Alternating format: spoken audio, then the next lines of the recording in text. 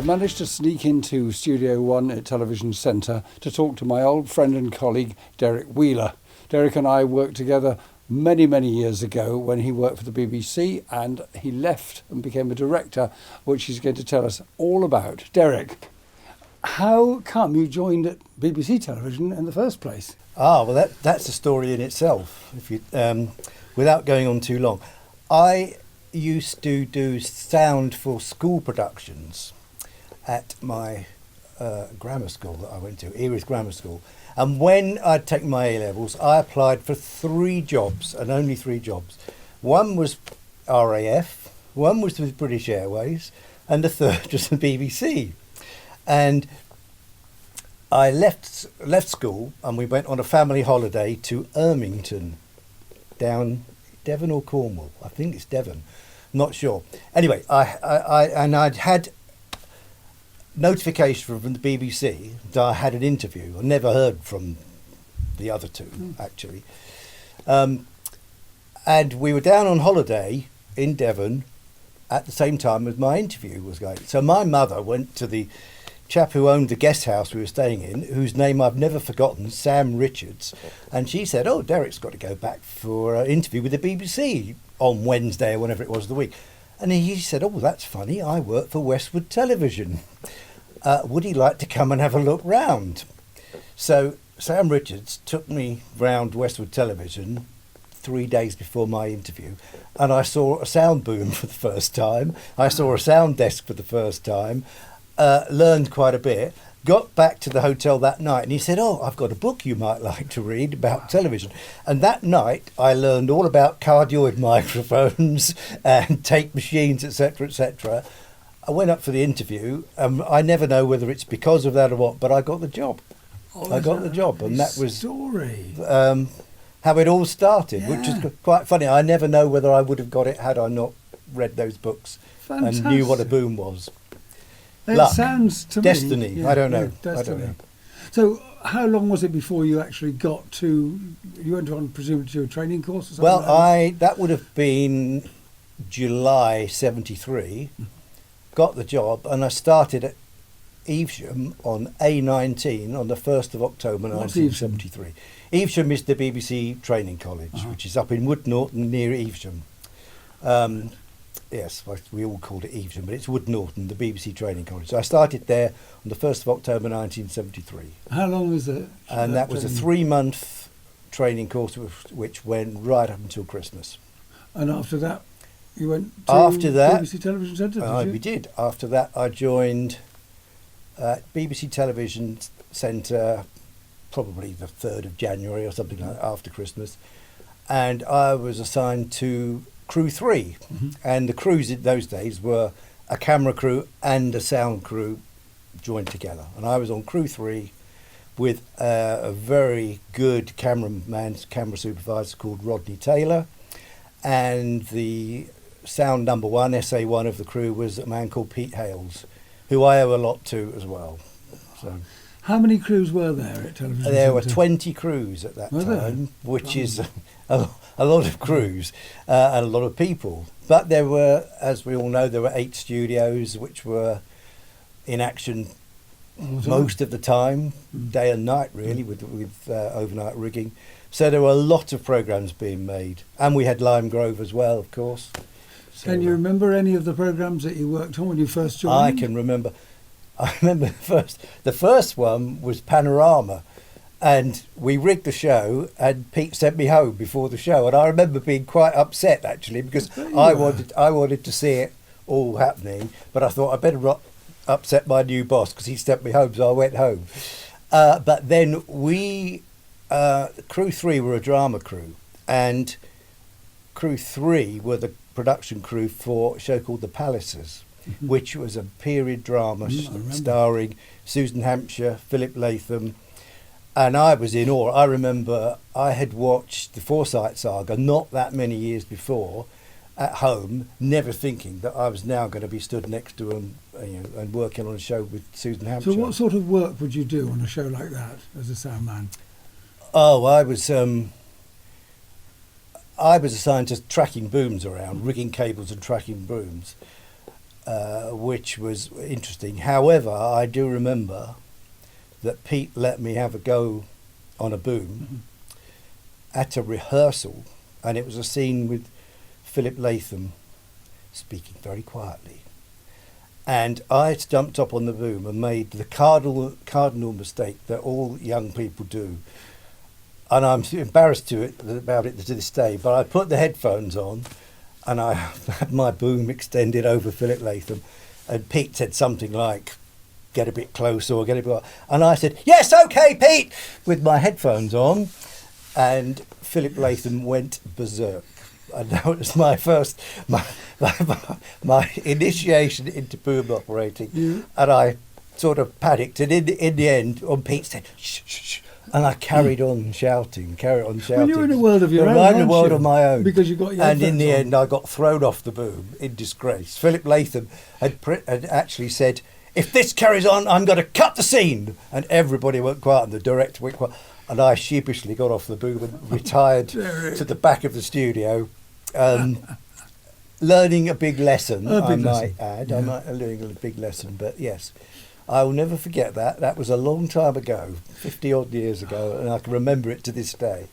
Can you remember any other shows that you worked on when you were a green sound man? Well, there's lots of shows. I remember the first time you walked around the ring road at Television Centre, Yeah.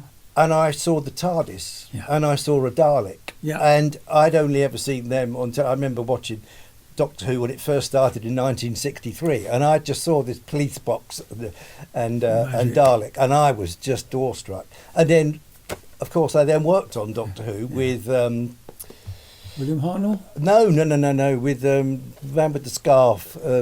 Not Sylvester? No. No. Tom Baker. Tom Baker. And K9. Remember K9? Yes, When K9 was rolling around past us, you think, gosh, here I am. But we used to. Crew 3 did a lot of dramas. I remember Colditz, the Oneidin Line. With something like Colditz, would you have recorded? Would some of it have been done on film outside? Somewhere else? It was done at Ealing Film Studios, wasn't it? The Colditz Courtyard was all done at Ealing Film Studios, but we had studio sets in the studios. But so how did it fit in when it was edited? Did it not look different? Yes, it looked a lot different than it does nowadays. When you see an old show with even Last of the Summer Wine, things like that, where it was the exteriors were done on film, it looks totally different. Yeah. But people accepted it at the time. There were no such thing as location cameras at those days. But Colditz was great because David McCallum was in it. And of course, we'd seen him in The Man from U.N.C.L.E. when we were kids. Ilya Kuryakin. Yeah, Ilya Kuryakin, indeed. So, and I always think now that it didn't seem so much at the time as it did now, because every day we were seeing people that I'd seen on television before. And in the end, you get a little bit blasé about it. Yeah. Which is sad. And I wish we'd had digital cameras in those days that we could have taken pictures.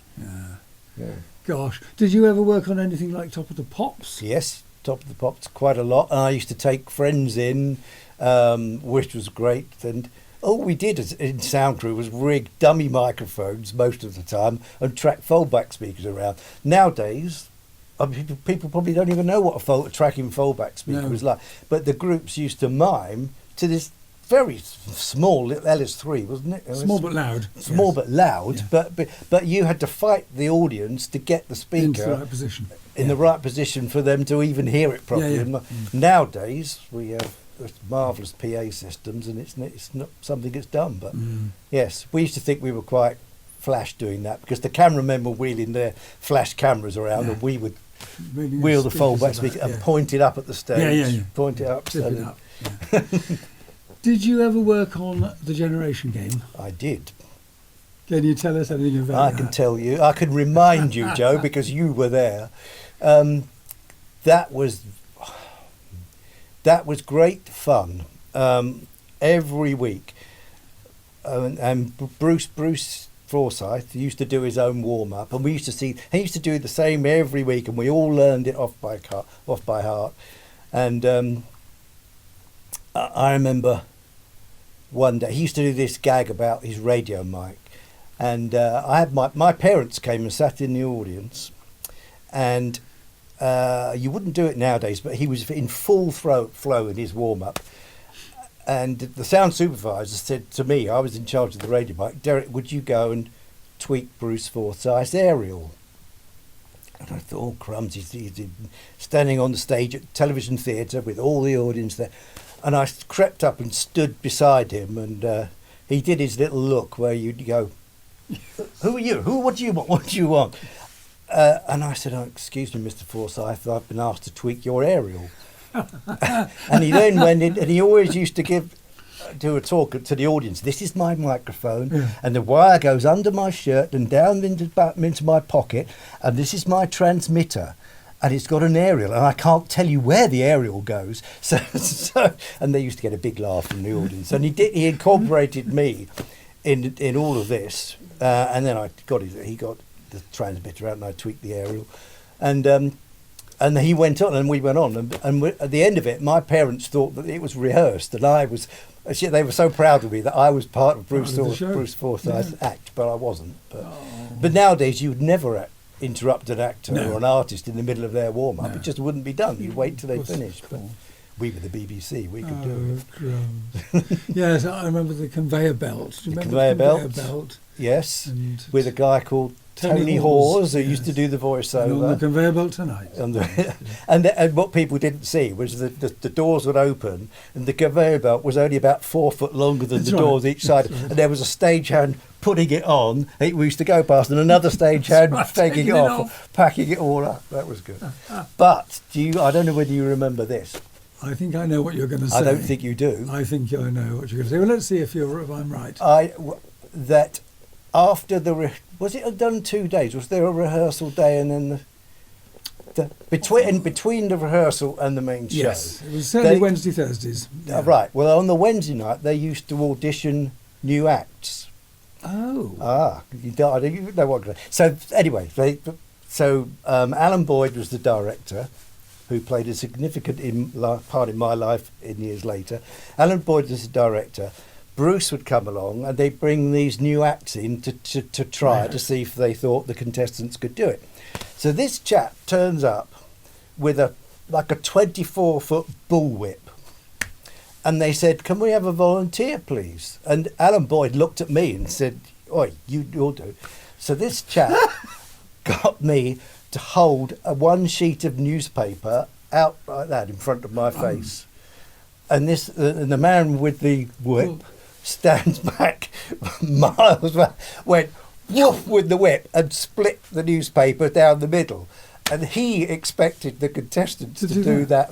So everybody went, "No, I don't think so." And I was trembling. This whip went straight down in front of my eyes. I've never forgotten that one. I thought you were going to tell me the one about when we put a stage weight in the microphone box that Tony Hawes used to pick up at the last second and run across to do his "And on the Conveyor Belt Tonight." I don't remember that. We put a stage was that you? weight. Did you put a stage weight? Not personally, of course. But one of us put a stage weight in, and Tony went to pick it up and couldn't lift it. He was a funny till man. The last minute. He was a funny man. He was a nice man. Well, he's a nice man, but I do remember Bruce didn't like him very much. His problem, no. But for some reason. Bruce was a star. Oh, yes, he was, a total star. Marvellous chap. Total star. Yeah, most important. I've got to get that right. Yeah. So after you've been a sound man, for how long were you a sound man with the BBC? 4 years. Gosh. Only 4 years. Yeah. Only 4 years. And to carry on the generation theme. Oh, yes. Well, after I left London after I left the BBC, I went and I got a job with London Weekend doing the same thing. About 2 months after I got there, Bruce Forsyth arrives, having quit the Generation game, to do Bruce's Big Night. We were rigging it. He walks in the studio with Anthea, and Anthea looked up at the audience and went, "I know you." Yeah. She didn't know my name. No, but she knew you. But so I had a big reunion with Bruce and Anthea when I got to London Weekend, which was lovely, actually. It was really nice. Very good. Served you in good stead. So tell us about, you worked for the BBC for 4 years, and then you were attracted to London Weekend. What was the main reason? Well, we were very, very overstaffed at the BBC Yeah, we were, at the we? time, and you were almost scheduled on a show to be sent home early. We used to call it used to be on the schedule. It was E for experience. Oh, dear. You were scheduled for it, but we all said it was E for early because most of the time you got sent home, and there was very little progression. You couldn't see where it was going. Mm. So London Weekend applied for 4 sound technicians, and I don't know how many of the You mean advertised? advertised. before? Yeah, they advertised for 4 vacancies. And I don't know how many of the BBC staff applied, but a large number applied. And they did almost a whole day of interviews. And the main attraction was the money was a lot better than the BBC. So most of the people were walking into the interview and they were asking, why do you want to come and work here? And the reply was, well, the money's better because the job's the same. I mean, you couldn't say because I like the job's much better. The job was very similar. They'd, the money. But when I walked in, and I don't know whether this is why I got the job, but they asked me the same question, and I said, well, it's not the money. I said, I drive past the door here. It's cutting my journey in half from Dartford to Television Centre to Dartford to the South Bank. Right. So it's much better. Yeah. So anyway, there's other reasons, but I got one of the 4 jobs. Jolly good. As a sound man. As a sound man, and I was a sound man there for another 11 years. 11 years. We did a lot, and I became a gram op, and we did a lot Just of to explain to sitcoms. people what a gram op is. A gram op, in those days, it came from tapes and grams operator. So we would play in sound effects, go to recording sessions and record all their music tracks, edit tape. In the old days, All the the backup BBC, sources, it was really. grams. We used to have a record library, Literally a literally a gramophone record disc, library, yeah. and you'd play in discs. Yeah. We didn't do that at London Weekend, but No. it was a tape op really. Right. Tape op. I see. And a supportive role to the sound supervisor. I as should well. imagine something like Top of the Pops. That must have been rather a complex job, mustn't it? Probably, but I was never a gram op on Top of the Pops. Right. But Just to that was imagine all the applause stuff. and Yes, the well, next track. they and- would play in applause as well because the audience Yeah, quite. would never applaud on cue would No, they, no, at the no, end no. at the end of a track. Yes, it was a complex job, but it was a complex job. We used to do things like the Cannon and Ball show that wanted Yeah. a lot of live sound effects. Yeah.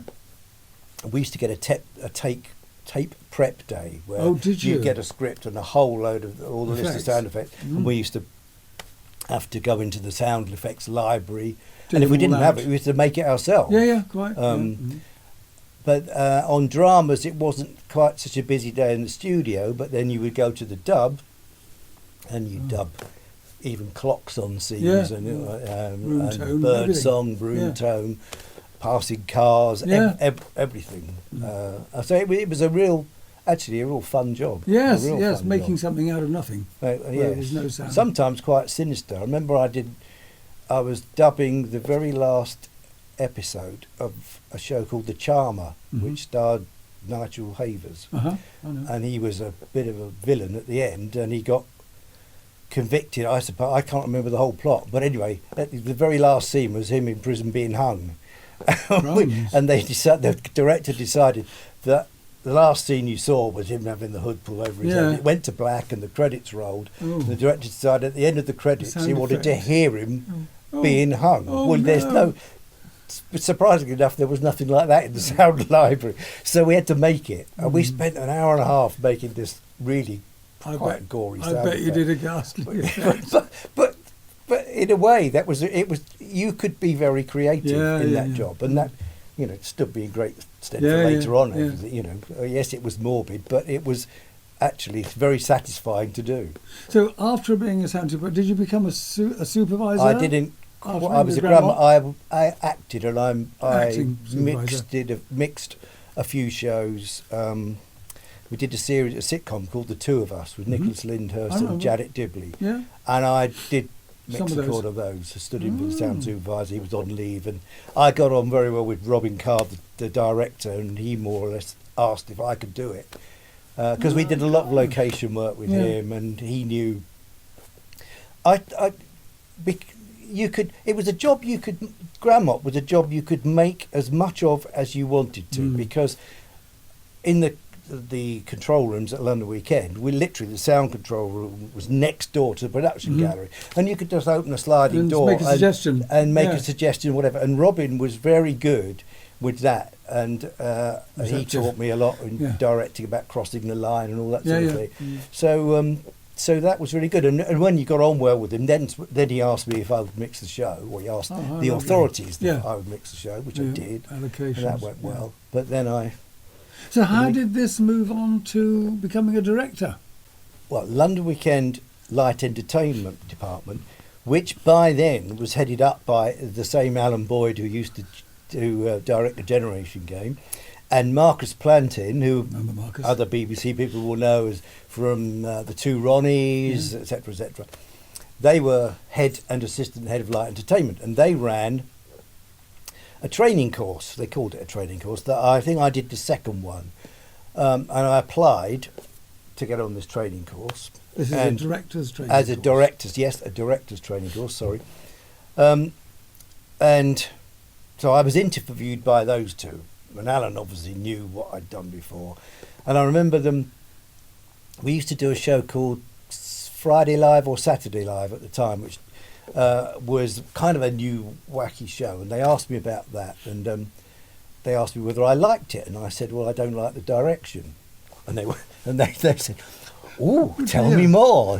And these are the days where it was starting to become fashionable to cut. So you never, and I said, well, it's too cut. You don't know what's going on. You don't know where you are, etc., etc. And I would just tell them what I thought, really, because I thought that's what they want to know. Yeah. And maybe, but then I think they thought, well, maybe we could trade that out of him or something, because they gave me the attachment. So that was. It was at least 3 months. And I remember it came as a great surprise to the head of sound when he called me and said he had the memo saying that what are you doing here? Well, how are we going to replace you as a grabber? I said, well, sorry, Chris Clark, his name was. Sorry, Chris, that's, I applied. And they've given me the position. So off I went and did that. And can you remember what you got to direct that first time? I didn't get, not a lot, actually. I remember I was attached to Surprise with Cilla Black, actually, and there was a sports director, lovely guy. Well, I thought he was lovely, but called Ted Ayling, and he got seconded just to make the Cillograms. Now, Cilla used to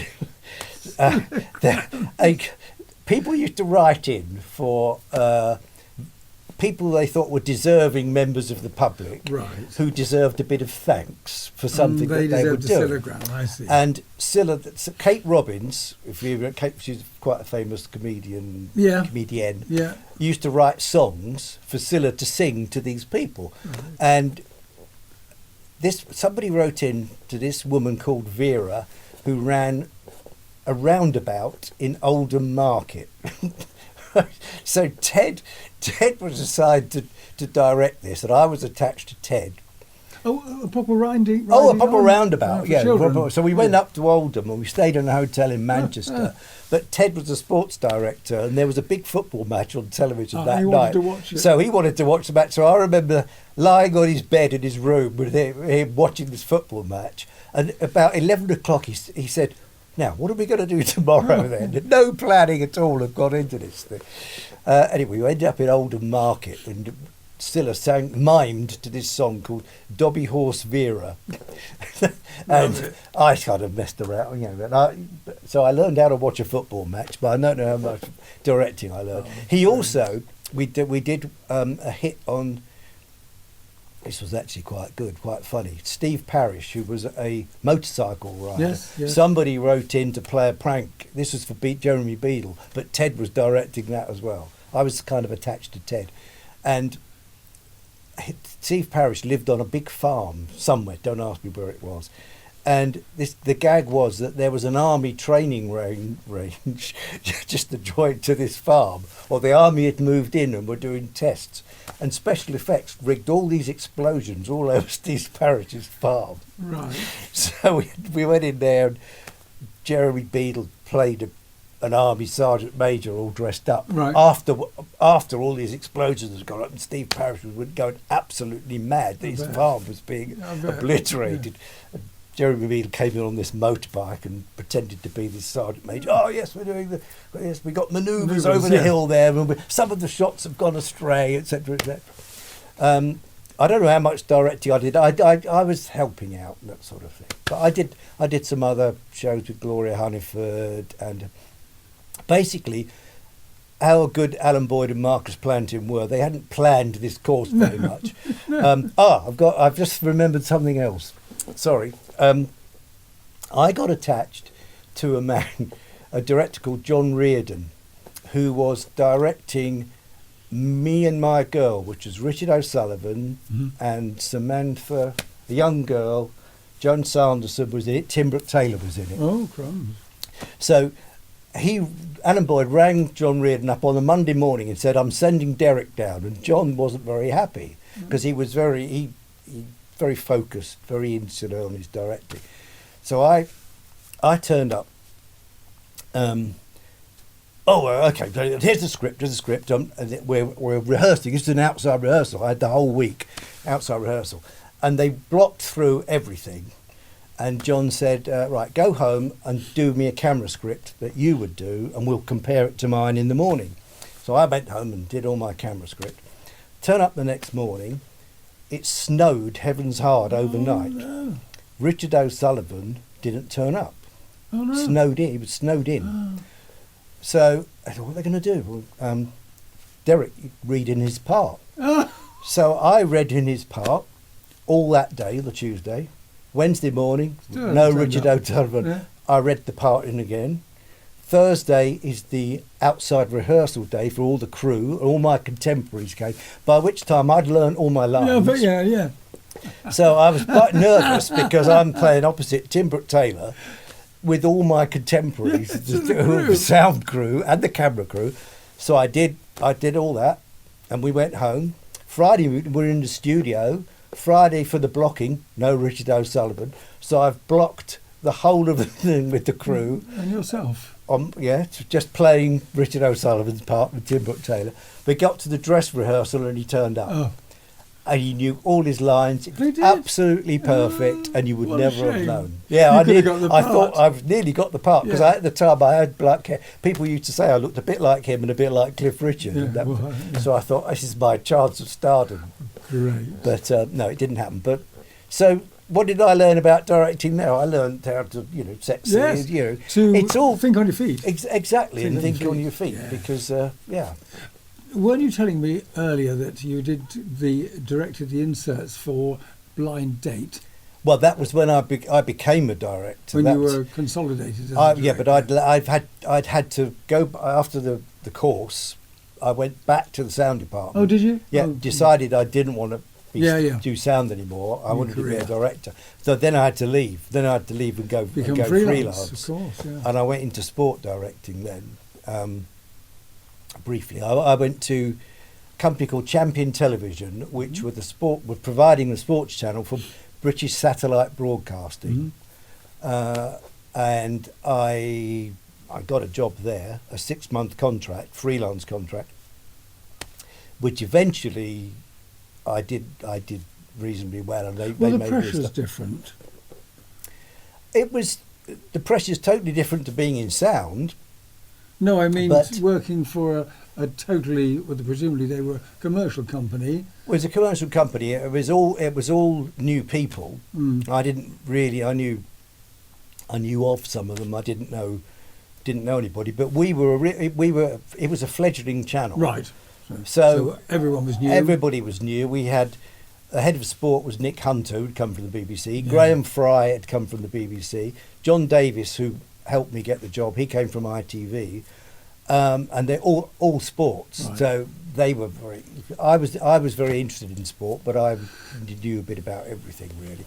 And in fact, when I got the job, I was relatively old for that sort of thing, I suppose. And I walked in, and Nick Hunter interviewed me, and I walked in. He said, "Well, what's a 32-year-old who's been in sound for 15 years? What do you think you can come and give to this?" And I said something that I still believe, that being in a sound department, the sound department is the only department that deals with every other department in television. It deals with lighting, because you need to know about lighting when you operate the boom. It deals with videotape, with the editing and the dubbing and all that sort of thing. Sets, because you need to you need to know everything. You rig radio mics on costumes, etc. So I said, I think I can bring a lot. I think I've probably got more experience than a lot of people here. And he said, well, I think you're probably right. Okay, I can offer you a 6-month contract. So I got that. What job. A day! But we didn't know at the time that BSB had already been sold and been brought up by Sky. Gosh. So we worked really hard to bring this channel onto the air for about a year, only to be swallowed up by Sky. Swallowed up. And so, but Sky were very good in that they gave us all jobs, or most of the people we got jobs. So I ended up really good. I ended up as a staff director at Sky Sports. Oh, great! And I worked on a lot of cricket, which I loved, and did 1990. I can't remember, 1993, something like that. The West Indies were over here, and I spent the whole summer at every day of every Test match with Jeff Boycott and Henry Blofeld, and I was in 7th heaven, and Bob Willis. I was in 7th heaven, so that was really good. But to answer your other question about Blind Date, a director I knew very well at London Weekend called Sue McMahon, who sadly is no longer with us, rang me up one day and she said, Blind Date are looking for location directors. So when the contestants pick a card and it says a date in, we've got to go to. You have to go. So she got me an interview for that, and I got that job. So I then had to leave my staff job at Sky and go fully freelance. And that was an 8-9 month contract on Blind Date. There were good contracts in those days. You had a lot of time to find your feet.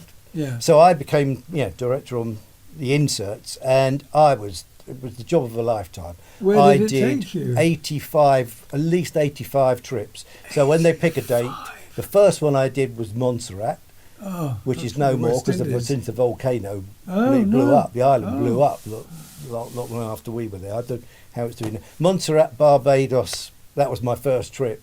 Very tedious. Which is better than doing sport at Sky, really. So, I went all over the world. I went to Rio, I went to Seattle, Utah, skiing in Colorado, skiing in Vermont, Arctic Circle, Singapore, some in Britain as well. But but they were all very different. And tell me, were these shot on film? They were shot on video. On video. On video. Interesting. And everyone was different. You had to.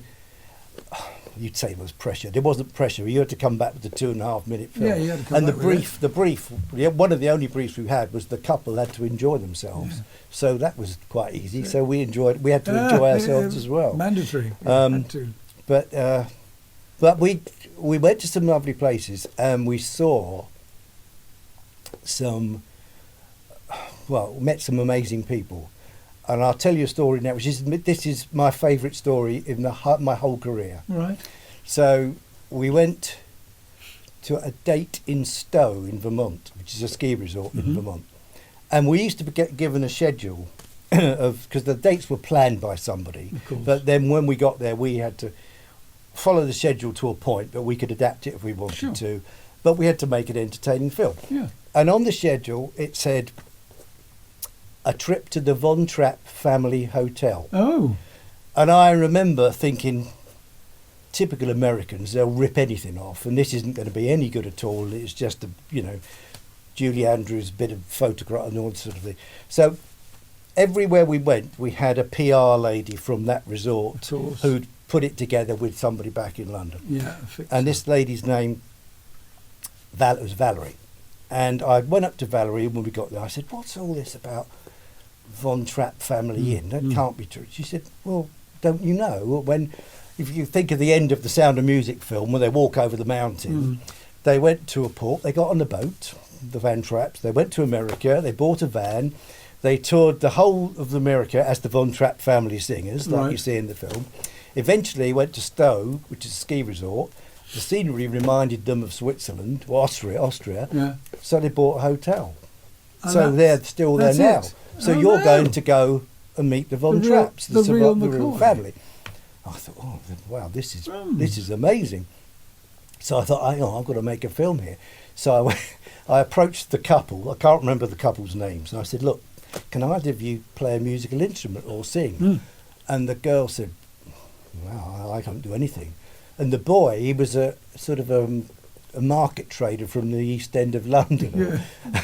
He said, well, I play the spoons, he said. So I play the spoons.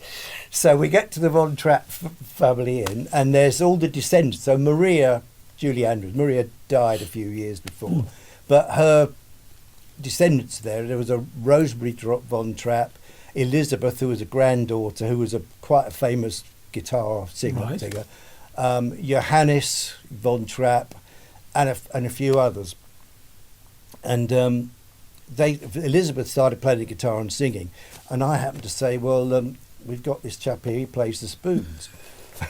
And Rosemary Von Trapp said, I played the spoons as well. Oh. So they went and got her a set of spoons, and before I know it, he's teaching her a Von Trapp, Any Old Iron. Oh, and they go, Any Old Iron, Any Old Iron. And I thought, this is really embarrassing. But anyway, we were getting on quite well, and we were filming what was happening. Then a little old lady came in, whose name was Maria. They changed the names in the film. And she was the only survivor from the film. And do you remember the little girl who can't sing because she's got a sore finger? Yes, The tiny little girl. yeah. This is her. No. So she walked in, and she said to Johannes, and she said, go and get me my piano accordion. So Johannes goes, and she was living in a little cottage in the resort, went and got her piano accordion, and she started playing, and they all grouped round, and she started singing an old Austrian folk song which Elvis Presley turned into Wooden Heart. Oh, yeah. I know well. So she's playing the guitar. Elizabeth's playing the accordion. Elizabeth's playing the guitar. Rosemary and this cap are on the spoons, and they're all singing this whole scene. And I looked round at Valerie, the PR lady, and she's got tears pouring down her tree. And I thought, I've done something wrong. What have I done wrong here? I went up to Valerie. I said, what's the matter? She said, well, nothing. She said, what you don't know, Derek, I still get emotional telling you this. What you don't know, Derek, is they haven't sung together for 20 years. There's been a family rift, and you've reunited them with a pair of spoons. So I reunited the Von Trapps, which I'm proud of to this day. And it was lovely. And I didn't take any photographs, and I haven't got the film, but... did it go out? Oh yeah, no, it went out. Yes, it went out. Another show I particularly remember very fondly. I directed the last ever Noel's Christmas Presents on the BBC. It went to Sky. It was very daunting at first because I'd heard a lot of stories about Noel which weren't particularly complimentary, shall we say. So I was very nervous about meeting him. But what I would say is that he very quickly went to the top of the list of the nicest people that I have ever worked with. That's good to hear. Which I was really pleased about. And we spent a lot of time together. We went to... The show is all about doing lovely things at Christmas for people who a lot of the time are terminally ill. Or, deserving or... Yeah. In many ways, really. And we did one which was a lovely story about a man. He had terminal cancer, but he wanted to... His wife had written in, and he wanted to go halibut fishing with his cousin who lived in Seattle in America. The part of the fun was we used to surprise these people. So this chap, again, can't remember his name, but he was out for a meal in Southampton Marina, and Noel jumped him and surprised him and said, I gather you want to go and see your Seattle. Well, come with me. See your cousin in Seattle. Come with me. And off we went. Not that day, but we went another day. And we went out to Seattle, met his cousin. It was a very emotional meeting. And he said, right, we're going to go halibut fishing. And somebody said, well, halibut fishing finished last week. You can't go halibut fishing here. Well, where can you go? Well, you've got to go up to Canada. You've got to go up to Victoria on Vancouver Island. Right. So very quickly, the production, probably with a little pushing from Noel, hired 2 float planes, and we got on these float planes, and we flew the cousin and all of us up to Victoria. We stayed in the main big hotel in Victoria, and we got this boat and hired this fishing boat, and they were on one boat and we were on another boat with the camera. And we sat there out in the sea all day long. And to catch a halibut. The poor man, he's terminally ill, that he's not going to catch it. And we were literally just about to call it when his rod just went woof. Whoa. And he got this halibut, and he wanted to reel it in himself. And Is it a big fish, a halibut? Is it one of those? Big. Yes, it's a flat fish, but it's big. So anyway, they reeled this halibut in, and it made this man's day. And we were all crying. We were all crying. A lot of effort for one and fish. we got back to the hotel, and we gave it to the chef. Oh. And the chef cooked halibut, and we all had halibut with him that night. Yeah. But there was loads of left over, so he put it in his suitcase to bring home. And when we got back to Heathrow, and the cases came out on the conveyor belt, you could smell it as it came through the door. It was horrendous. Had it gone off? It had got it. Yes, I don't know whether he took it home, but that was wonderful. Fishy story if I've ever heard one. But another one we did. It is all part of the same show. A woman wrote in for her son. He was at a special school up in the Midlands, and they lived down near London. And every Monday morning, they used to drive him up to this school. They had to leave at 4 o'clock in the morning. Yeah. And every Friday, they drove up and picked him up, and he didn't get home till 9 o'clock. And he was only 9, 10, I can't remember. I don't think it was even a senior school. No. So they wrote in, Noel, could you help?